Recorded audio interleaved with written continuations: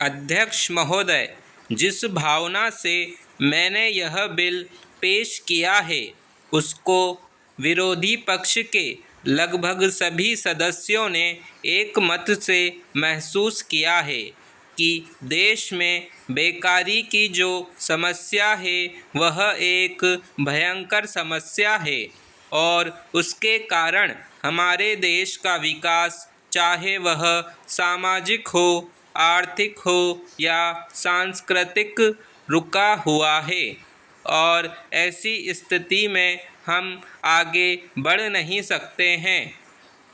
इसी प्रकार से इस परिस्थिति का निर्माण हम पिछले 54 वर्षों से देख रहे हैं।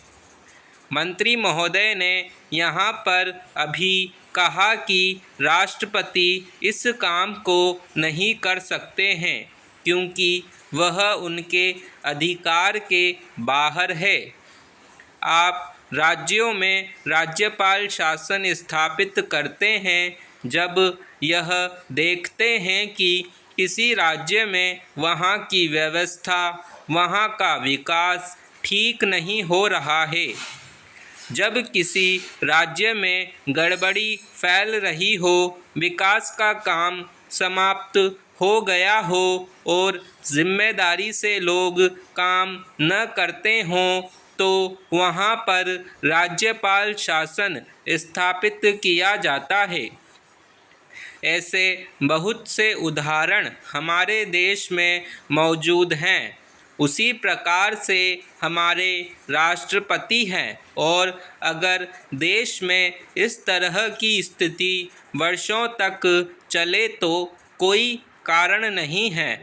आपात के रूप में राष्ट्रपति इस देश की सुरक्षा के लिए, इस देश की उन्नति के लिए जिम्मेदारी अपने हाथ में न ले सकें। हमारे भाइयों ने बहुत से उदाहरण दिए हैं कि राज्यों में संयुक्त सरकारें नहीं चली, लेकिन उसके पीछे राजनीतिक हथकंडे थे।